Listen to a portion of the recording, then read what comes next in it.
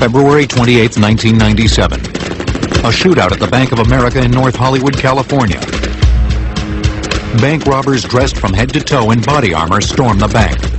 As police surround the building, the robbers calmly walk out, machine guns blasting. The handguns the police use can't penetrate their body armor, so the criminals casually make their getaway. Though it seems there's nothing police can do to bring them down, the robbers are eventually mortally wounded after the police buy more powerful firearms at a local gun store. But patrol officers did not have any weapon in the field that was able to penetrate that vest. Now they do. Ever since the North Hollywood shootout, they've given patrolmen better handguns so he can defeat the body armor that the suspects were wearing. As the Bank of America shootout and subsequent rearming of the Los Angeles Police Department illustrates, the age-old duel between weapon and shield rages on. Today's weapons, of course, are ballistic, and the shields are bulletproof. In the midst of this covert world of top-secret technology and scientific testing lies an amazing array of materials which can stop even the most powerful bullet. The technology is so advanced, it is invisible. Everywhere we look, though we may not see it, there is protection against gunfire. We took our bullet-resistant fiberglass panels and introduced the application inside walls, and you never know which walls are bullet-resistant. All of our vehicles are made to look like a common vehicle, so an attacker would not be able to tell that the vehicle is armored. Sometimes the protection is made obvious so as to intimidate the enemy. Loomis, Fargo & Company wants high-profile vehicles. We want the bad guys to know that we mean business. Whatever the choice, the decision to guard against the threat of a firearm is a complicated one. The potential danger must first be identified. It's important to sit down with the customer and find out exactly what they feel they need protection against. We actually call out levels of protection by the type of ammunition we're providing protection against. Since a given material may only stop certain types of bullets, most industry experts refer to them as bullet resistant. For each benefit you find in a new material, it also has its Achilles heel. And the key in all this is, where do you hide the Achilles heel? The biggest challenge, of course, is getting these remarkable materials to succeed in the real world. Really, it's always been a trade-off between protection and mobility, because as you try to increase the protection level to stop bigger and faster bullets, you have to increase weight. When you add weight to a vehicle, you have to increase the horsepower of the system. Well, a soldier gets tired. As you increase the weight, it degrades the performance of the soldier in the field. The race to develop gear that can neutralize deadly weapons started with the beginning of warfare.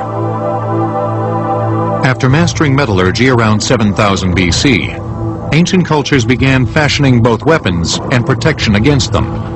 The Greeks sophisticated the techniques. Once metalworking became widespread, bronze armor became very popular. Even when they developed iron for bladed weapons, they still kept bronze for body armor because it was supple. Being soft, it would absorb a blow rather than shatter. The Romans were particularly adept at working with several different forms of armor. Leather works on the principle that it doesn't try to deflect a blow, it tries to absorb it. Mail, which is interlinked rings of iron, would work very well against a cutting blow. And it was actually probably the most common form of armor worn by the Romans, more familiar than the interlinked strips of armor, lorica segmentata. After the fall of Rome, armorers continued to experiment with body armor. But the breastplate and chainmail remained virtually unchanged until the late 14th century, when full iron plate armor began to make its way onto the battlefield. These suits took months to make, and were so expensive only the elite, the knights who rode with the army, could afford them. But they did provide an extraordinary degree of protection against the weapons of their time. It really did start to heat up in the 14th century. With the introduction of plate armor, the weapons of the 13th century became far less effective. The stabbing and hacking sword, the longbow, could not penetrate the plate. The protection that plate armor provided would not last long. The gun appeared on the battlefields of Europe around 1360. In its earliest form, it was no more than a crude handheld version of the cannon, but its potential for blasting through defenses was obvious. The handgun upped the ante in this competition between the weapon maker and the armorer, because with the chemical power of the bullet, you could get something that hit as hard as the most powerful crossbow. It was a very simple, primitive weapon that could be issued in large numbers. By the late 1400s, improvements in the firing mechanism of the gun made it much more accurate and popular. The bullets soon began penetrating the iron plate armor. It seemed the suits, only 1/8 of an inch thick, would soon become obsolete. But resourceful armorers developed a better protection by adding more carbon to the iron, forming a rudimentary steel. The breastplate was now twice as solid. By the middle of the 16th century, the armorer had gotten a little ahead. So it had once more gotten to the point where if you had enough money, you could buy survival on the battlefield. Again, only well-to-do aristocratic knights on horseback were able to pay the price. This was the period when the term bulletproof came into the lexicon. In the 16th century, to prove was to test. And the armorers would prove their plate armor by taking a pistol and shooting the pistol into the breastplate, and it would leave a little dent. And whenever someone was buying breastplates, they'd look for that little dent that proved that breastplate was bulletproof. Though a cavalryman was better protected with heavier armor, the protection came at a price. It further impeded his mobility and ability to fight. They were slow, and while they could manage a quick gallop for a charge, the horse was the one who tired. The heavier the rider, the less the horse could do. And these lancers essentially had their one charge. Then their horses would be spent, and they would be sitting ducks. In the late 1500s, the advantage once again shifted to gun makers who had designed a weapon with a more powerful bullet speed: the musket. The gun was almost 6 feet long, weighed about 20 pounds, and could fire a 75 caliber round more than 100 yards. Because its large barrel was able to hold more gunpowder, by 1650 the musket could blast through even the heaviest armor. It was the anti-tank weapon of the period. It upped the ante once again to the point where there was just no question. There was no plate armor around that could stop a musket. The key to firearms in these early era is you didn't need any skill. Anybody could be taught to load a firearm. You didn't need constant practice like a longbow. As gun designers continued to make improvements in accuracy and firepower, European leaders began conscripting massive armies. During this period, the focus was on firepower.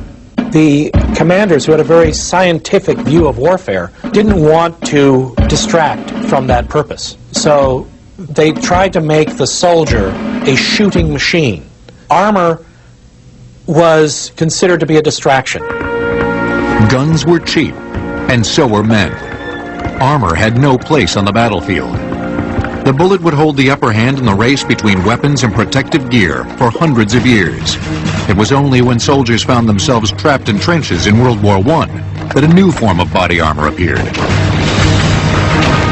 The way you kill a man in a trench is with an airburst of artillery. You have a round shower the trench with fragments. This created considerable casualties among men whose only protection was a wool hat. The helmet was invented by the French in 1915. It was soon adopted by the Americans in 1917. Made of steel, the helmet adequately protected soldiers from shrapnel bursts. Protective vests for the Allied soldiers were tested during the war by Englishman Sir Arthur Conan Doyle. But General Sir Douglas Haig, commander of the British forces, rejected the idea on the grounds that only cowards would want to wear one. Though several tests were conducted over the next few decades, body armor wasn't available to soldiers for the first half of the 20th century. It was just too heavy. Survival on the 20th century battlefield is all about moving very fast and being able to drop down behind cover, and it's extremely tiring. You're going to be a sitting duck if you happen to have this full body protection. That all changed with the introduction of a new synthetic fiber created by DuPont in the 1930s, nylon. Much stronger than most natural fibers, researchers discovered that by tightly weaving nylon, then building it up in layers, it could resist some ammunition. The new material was quickly dubbed ballistic nylon. Flak jackets made of ballistic nylon appeared in the last years of World War II. They were used to keep airmen safe from the shrapnel of anti-aircraft guns. The infantryman, however, remained unprotected until an improved flak jacket became standard issue during the Korean War. It consisted of rigid plates made of aluminum and covered with ballistic nylon. By Vietnam, flak jackets had once again been improved. The military found that by adding more layers of ballistic nylon and removing the metal plates, the jackets afforded better protection. These jackets were essentially the predecessors to the modern-day bulletproof vest, but they were still ineffective against a direct hit. In the early 1970s, the U.S. Army began testing several tougher materials in body armor vests. At the same time, civilian Richard Davis, who had been shot by a robber while delivering pizza, began experimenting with a super-strong plastic called Kevlar, produced by DuPont.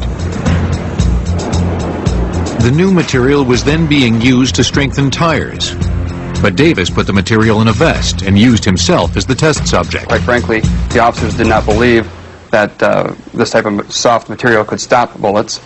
At that point, he decided to get in front of a large group of police officers in the Detroit area, where he did shoot himself.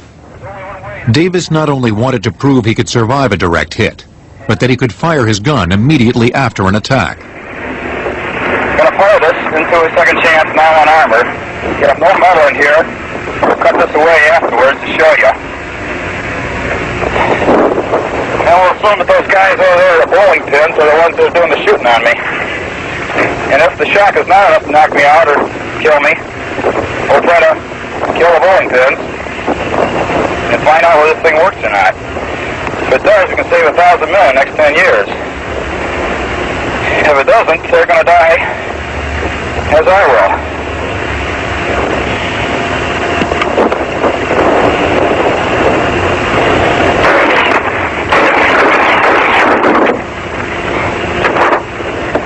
Okay.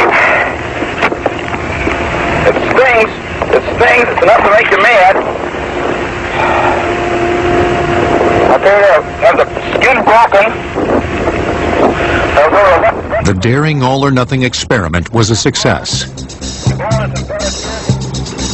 Today, Davis's company, Second Chance, is the largest supplier of body armor in North America.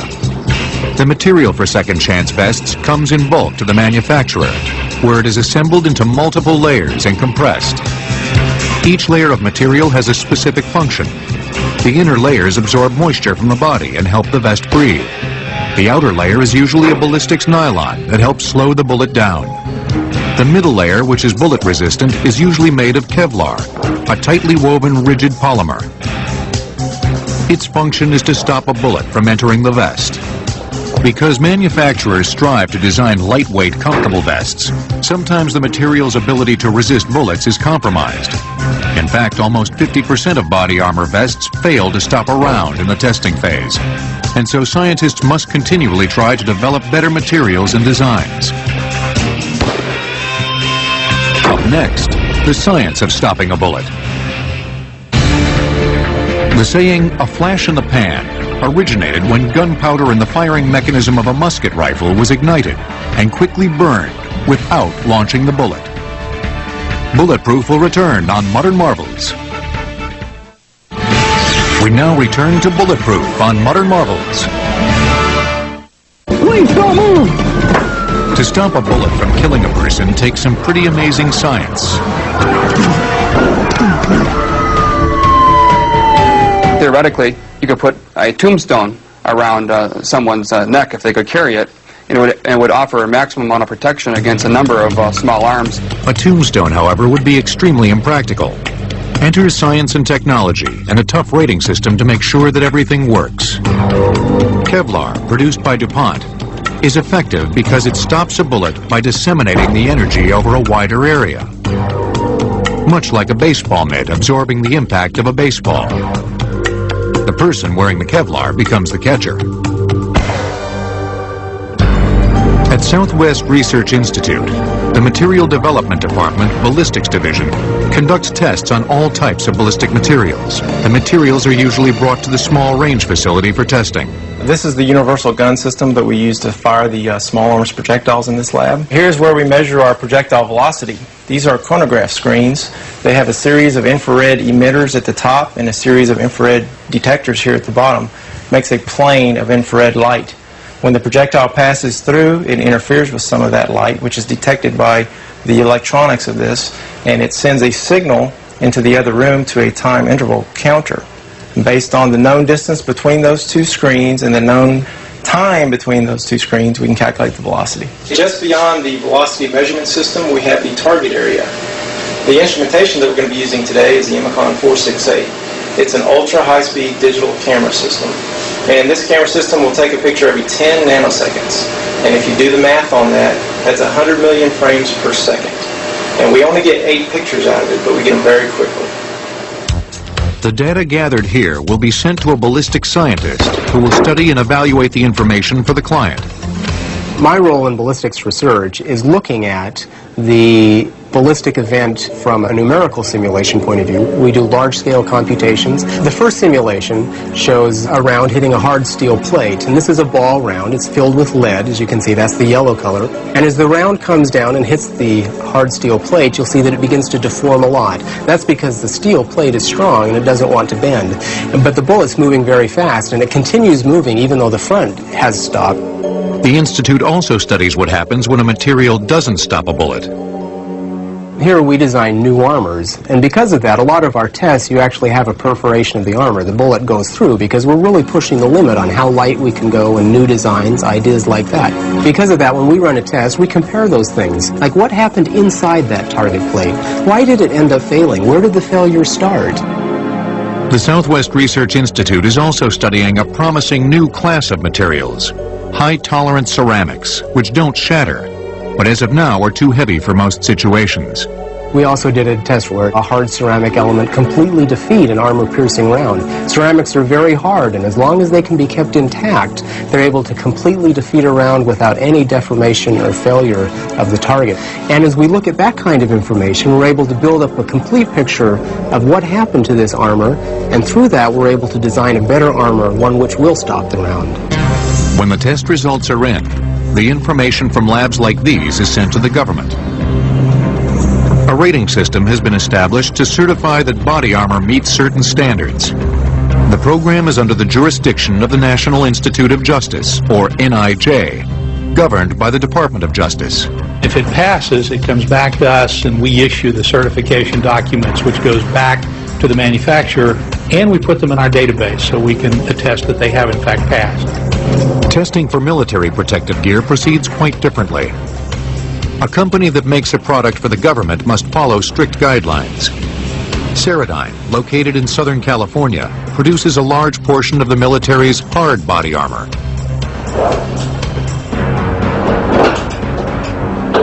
The military has to define their requirements based on their experience as to what various soldiers or equipment will find in a battlefield condition, and that's a very wide range.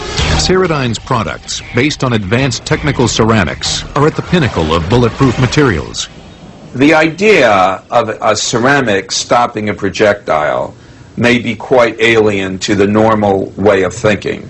We all know that if we drop a plate, it breaks. But there are ways of putting a backing on the ceramic to keep those cracks from propagating. Ceradyne produces a man-made, lightweight, extremely dense ceramic, created of boron carbide. Boron carbide is one of the hardest synthetic substances known.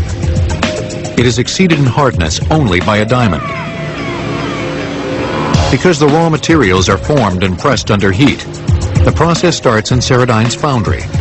The process initially starts with a powder. That powder is then formed into a preform in a high-pressure press. We take the preform of the ceramic and then place it into an electrically heated induction furnace, usually under an inert atmosphere of nitrogen or argon.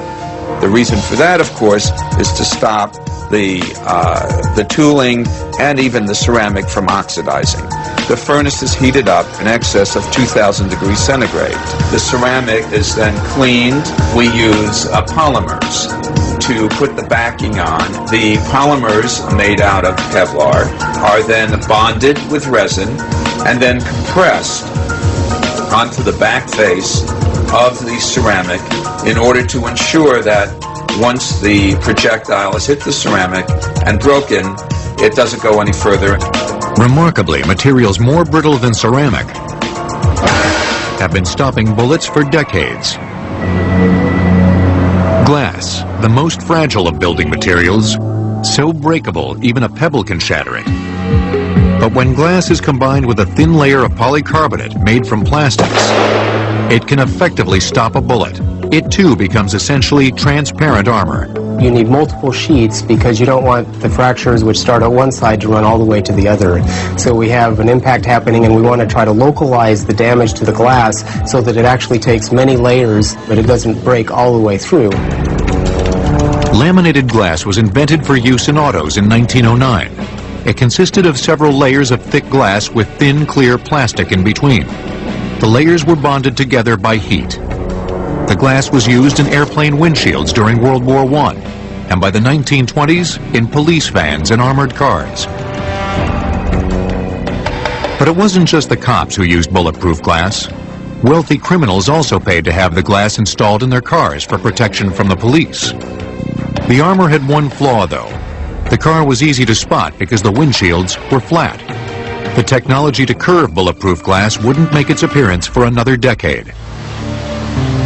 In the 1950s, a process was developed to bend laminated glass for use in car and plane windshields. By the 1970s, it was discovered that thinner layers of glass would flex more before they broke. That decade, DuPont created Spall Shield, a distinctly improved bulletproof glass for buildings such as hospitals, storm shelters, and schools. The glass prevents spalling, the shower of glass that occurs when conventional glass shatters, and can stop various levels of penetration, including high-powered gunfire and explosions. In the last few decades, with crime and street violence on the rise, bulletproof polycarbonate glass created completely from plastics has made an appearance. This glass can crush and absorb a bullet upon impact. The polycarbonate is less expensive than real glass with plastic layers, but it is harder to see through. Safeguard Security Company in Texas specializes in polycarbonate products for companies with security concerns, such as banks, fast food restaurants, and gas stations. Our standard window has a bullet-resistant dip tray in the window. It allows people to make transactions from a safe side to a non-safe side. We also make bullet-resistant transaction windows that have transparent hopper devices that allow you to actually see bigger packages transferred from one side of the window to the other. Though it's sometimes difficult to detect bullet-resistant glass, it's virtually impossible to know whether a material similar to Kevlar has been hidden inside walls. Armortex, a division of Safeguard Security, fortifies walls and doors with a lightweight bullet-resistant barrier. Bullet-resistant fiberglass was introduced into the industry because it needed a new option for bullet-resistant protection. At that time, there were only two options, bullet-resistant Kevlar and bullet-resistant steel. Bullet-resistant Kevlar was too expensive, and bullet-resistant steel was very difficult to install and it was very heavy. Our product is very nice because it's very light and it's easy to install. This is where the bullet actually penetrates here, and the panel is designed so that the resin and the glass will separate at impact, and as it does, it absorbs the projectile here. Safeguard Security houses the complete manufacturing process for these super tough panels. textile looms weave together the starch oil ballistic grade fiber. We start with the fabrics in our own textile operation, and we take a special woven roving that we've designed. It's got a special amount of yarns per inch of material that allow us to, in conjunction with bullet-resistant resins that we use, to make a flat, rigid panel. When finished, the panels are sold separately to reinforce walls and installed into metal doors that are also manufactured on site. What we do there is we take a metal skin, we put the fiberglass in the core of the door, and we put another skin over that, and we weld it closed and make a hollow metal door. Wooden doors are fortified too. They are designed to look like any ordinary wooden door. Would-be criminals wouldn't know the difference. We take our bullet-resistant fiberglass panel and we adhere wood on both sides. Then we take a wood veneer and adhere it to that. Then we take that compound, we put it into a press to make sure it's perfectly flat and that the laminate is securely fastened to the door. Then we take it out of the press and we install it on a frame.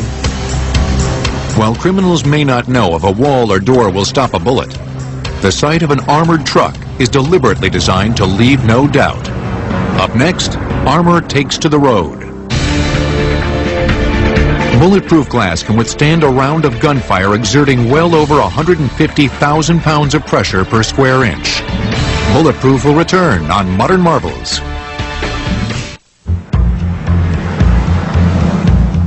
In the business of bulletproofing, not letting the enemy know what has been armored gives the defender a distinct advantage. But with armored trucks, the idea is to design them to look as impenetrable as possible.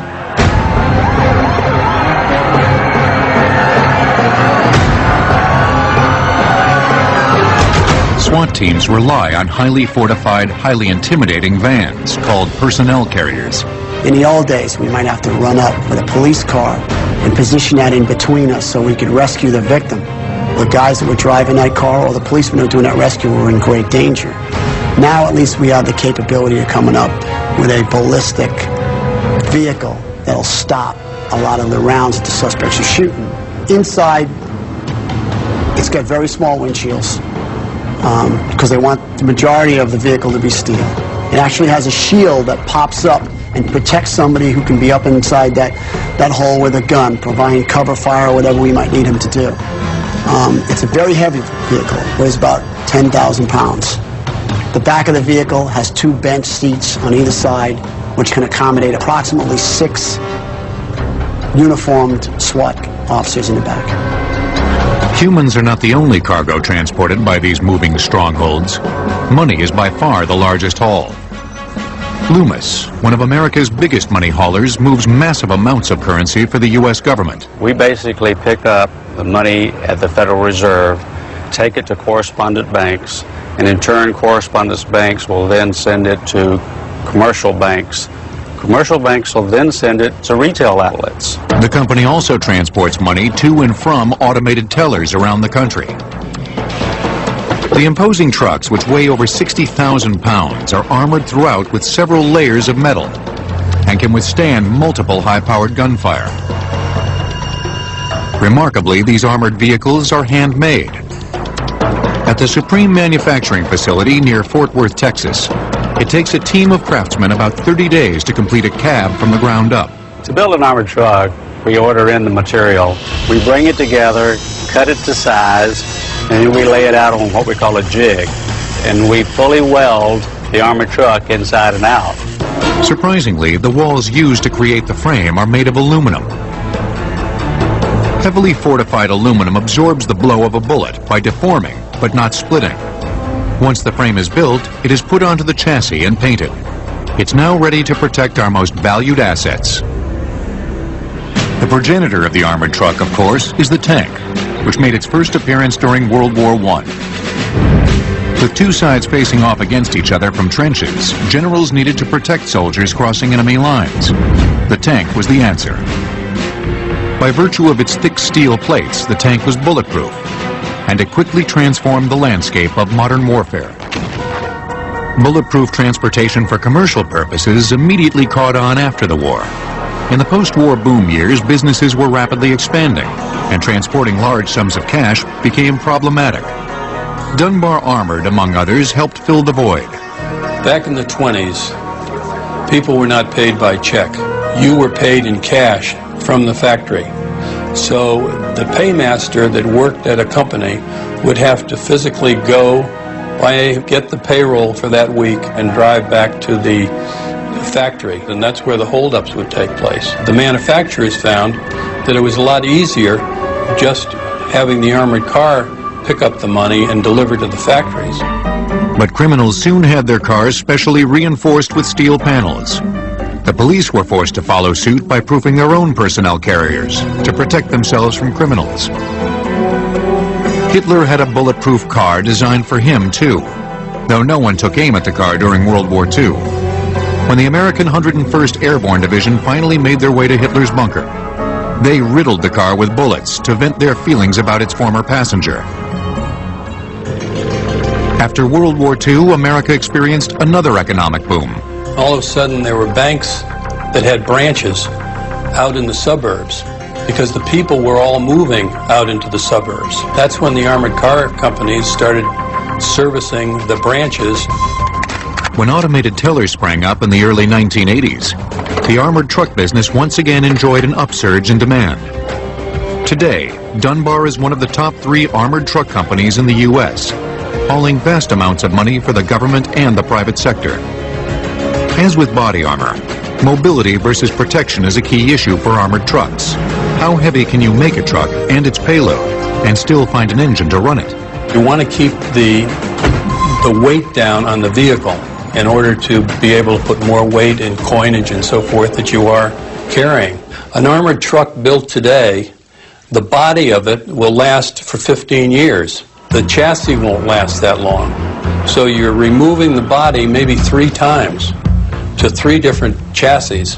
But the need for armored vehicles extends far beyond commercial and law enforcement use. Up next, arming a passenger vehicle against an attack.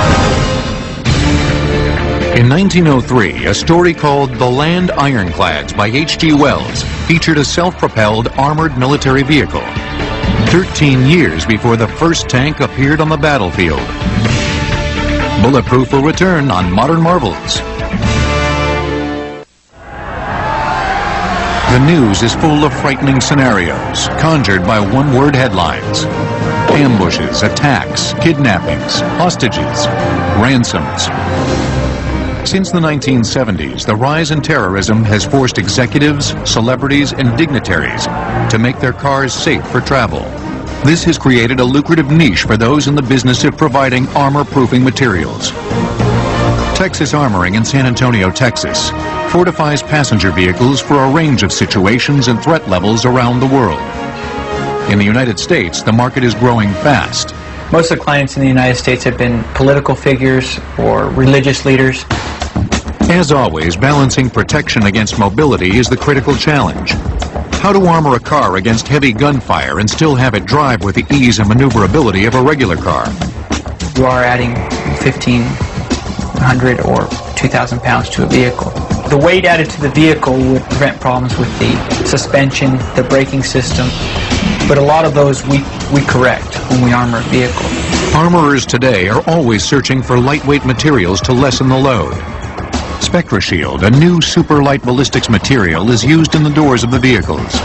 Similar to Kevlar, SpectraShield has multiple layers and is pressed with a resin to form a hard bullet-resistant panel. To armor the door, we would take off the interior door panel and then put SpectraShield into the door.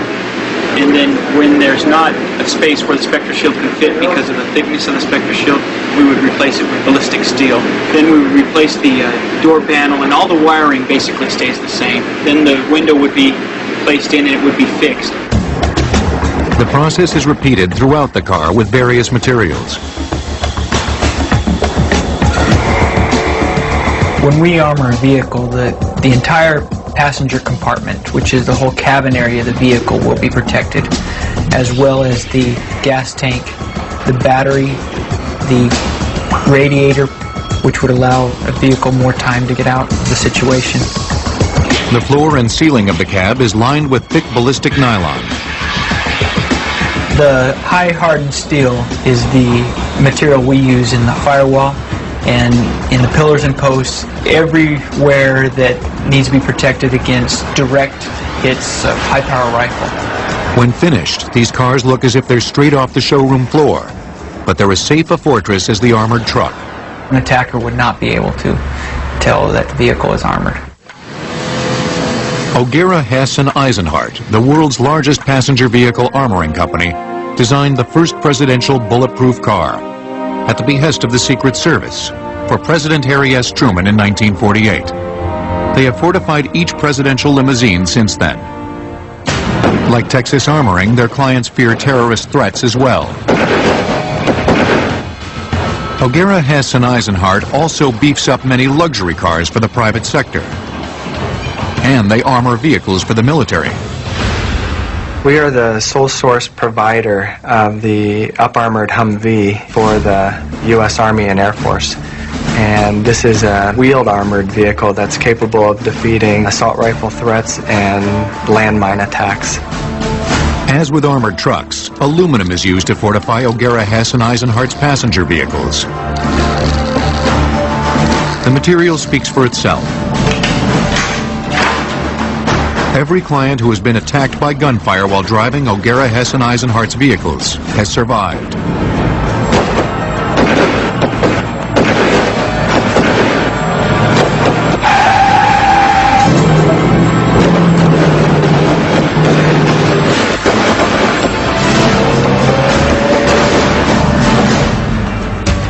Some clients in the armored car market require the ability to shoot back at an attacker.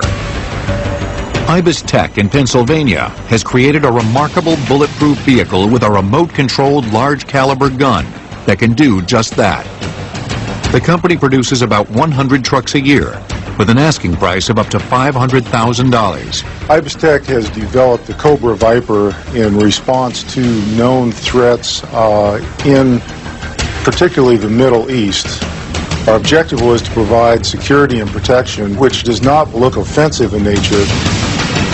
The gun is controlled from the passenger side of the vehicle.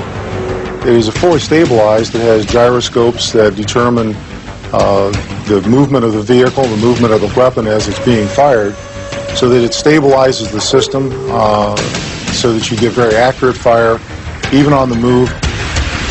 The high-caliber machine gun can strike a target. Viper commencing fire in 3, 2, 1. Over 1,000 yards away. Though one car company offered to install a machine gun in a bulletproof car they were fortifying for Pope John Paul II, the Vatican respectfully declined. It was decided it wouldn't look good to see the Pope blasting himself out of harm's way. The Pope has a fleet of over 20 different vehicles. They can be as unpretentious as an SUV, or as conspicuous as the car everyone associates him with, the Pope-mobile. The Pope has been riding in these bulletproof vehicles since 1981. Religious figures and other dignitaries, of course, also need to be protected outside their vehicles. Up next, how to protect a politician from an assassin's bullet. The armoring of a passenger car can cost up to $100,000, not including the cost of the original vehicle. Bulletproof will return on Modern Marvels. In the race to keep ahead of ever-improving weapons, today's market is rife with emerging bullet-resistant technologies. And the future promises some amazing new materials and applications. Already, political candidates and others who fear assassination when publicly speaking can use the Instantaneous Personnel Protection Shield, designed by Ibis Tech. The Instantaneous Personnel Protection System, or as we call it, IPS, is a high-technology integration which will detect an incoming bullet and actually deploy a protective blanket before the bullet can reach the target. The system is designed to be able to detect a bullet approaching the target in approximately 5 to 10 milliseconds and then deploy in 40 to 50 milliseconds. Another incredible application of burgeoning safety technology is being used by NASA. The government is installing Kevlar-based materials around the outside of the space station to protect it from floating space debris, making even structures in outer space bulletproof. There are two areas where you're concerned. One is from micrometeoroid or meteoroid impacts on the spacecraft. The other one is actually from orbital debris, pieces of stuff we've left up there on previous missions. And there's a lot of it up there now. Closer to home, bullet-resistant clothing is another area in which ballistics technology is making great strides. Formerly reserved for James Bond-type spies and government officials, the demand for personal protection has now made it to the general public. At Bulletproof Me, windbreakers and coats are best sellers. Special orders, dinner jackets and raincoats. In the future, some bullet-resistant materials could be harvested from nature. Another area which is being evaluated and looked at now is in the biomaterials arena. And this is where we're just beginning to understand what Mother Nature has produced and how strong that is. A very good case which has been in study now for years by the Army is the silk from the orb spider. Spider silk is 5 times stronger than steel. Weaving the silk together tightly and layering it, as is done with synthetics such as Kevlar, would create a super strong vest. The material does, however, have a drawback. It stretches too much. A bullet would at present penetrate too deeply into a spider silk vest. Harvesting spiders on a large enough scale to collect silk for bulletproof vests would also be difficult and expensive. The ability to create spider silk body armor is still in the distant future, but scientists are working on spin-offs inspired by nature. The difficulty with it, of course, is that Mother Nature knows how to produce it and we don't. But this is where genetic engineering, materials engineering, and all the other sciences now start coming into play. In other areas, we can look at, for instance, the shell of an abalone, which is an amazingly very strong, very tough, very resilient material, something we would like to mimic in an armor material. With a shell only 1/8 of an inch thick, the abalone is able to protect itself from almost 300 pounds of pressure per square inch. Advances in man-made materials are equally remarkable.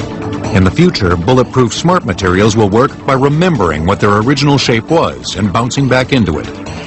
Theoretically, they would be designed with their molecular structure purposely misarranged. If a bullet struck the material, the heat from the shot would cause the molecules to correctly align. This action would instantaneously strengthen the material, causing it to stop the bullet.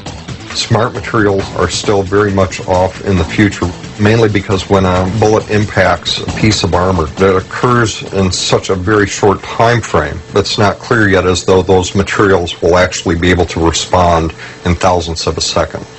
With such mind-boggling bulletproof possibilities on the horizon, it's not inconceivable that bulletproof technology will one day lead to a world in which everyone and everything will be routinely bulletproofed. All the clothes we wear, the cars we drive, the buildings we use.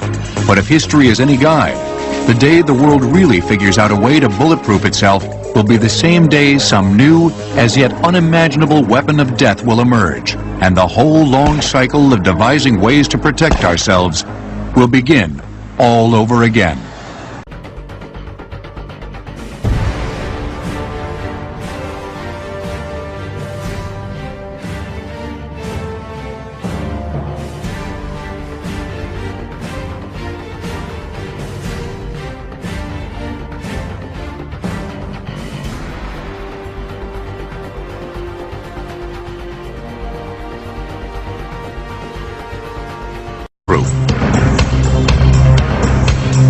In the midst of this covert world of top-secret technology and scientific testing lies an amazing array of materials which can stop even the most powerful bullet.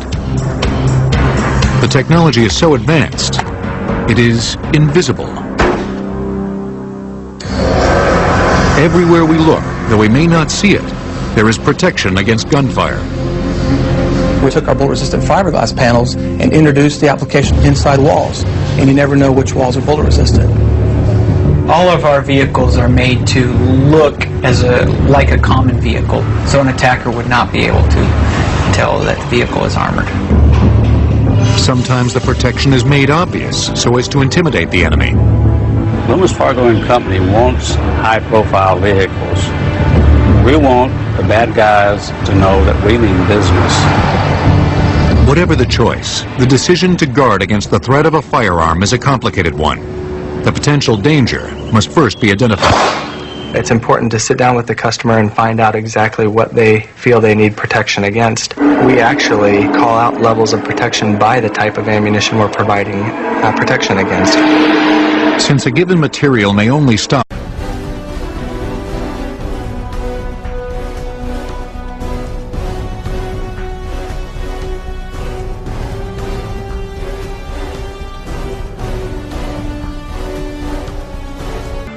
February 28, 1997. A shootout at the Bank of America in North Hollywood, California. Bank robbers dressed from head to toe in body armor storm the bank. As police surround the building, the robbers calmly walk out, machine guns blasting. The handguns the police use can't penetrate their body armor, so the criminals casually make their getaway. Though it seems there's nothing police can do to bring them down, the robbers are eventually mortally wounded after the police buy more powerful firearms at a local gun store. But patrol officers did not have any weapon in the field that was able to penetrate that vest. Now they do. Ever since the North Hollywood shootout, they've given patrolmen better handguns so he can defeat the body armor that the suspects were wearing. As the Bank of America shootout and subsequent rearming of the Los Angeles Police Department illustrates, the age-old duel between weapon and shield rages on. Today's weapons, of course, are ballistic, and the shields are bulletly adept at working with several different forms of armor. Leather works on the principle that it doesn't try to deflect a blow, it tries to absorb it. Mail, which is interlinked rings of iron, would work very well against a cutting blow. And it was actually probably the most common form of armor worn by the Romans, more familiar than the interlinked strips of armor, lorica segmentata. After the fall of Rome, armorers continued to experiment with body armor. But the breastplate and chainmail remained virtually unchanged until the late 14th century, when full iron plate armor began to make its way onto the battlefield. These suits took months to make, and were so expensive only the elite, the knights who rode with the army, could afford them. But they did provide an extraordinary degree of protection against the weapons of their time. It really did start to heat up in the 14th century. With the introduction of plate armor, the weapons of the 13th century became far less effective. The stabbing and hacking sword, the longbow, could not penetrate the plate. The protection that plate armor provided would not last long. The gun appeared on the battlefields of Europe around 1360. In its earliest form, it was no more than a crude handheld version of the cannon, but its potential for blasting through defenses was obvious. The handgun upped the ante in this competition between the weapon maker and the armorer, because with the chemical power of the bullet, you could get something that hit as hard as the most powerful crossbow. It was a very simple, primitive weapon that could be issued in large numbers. By the late 1400s, improvements in the firing mechanism of the gun made it much more accurate and popular. The bullets soon began penetrating the iron plate armor. It seemed the suits, only 1/8 of an inch thick, would soon become obsolete.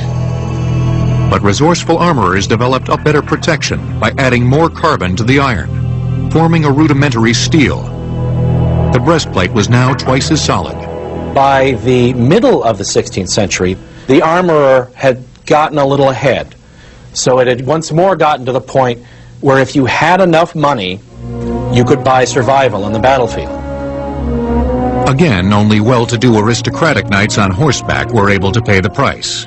This was the period. Certain types of bullets, most industry experts refer to them as bullet-resistant. For each benefit you find in a new material, it also has its Achilles heel. And the key in all this is, where do you hide the Achilles heel?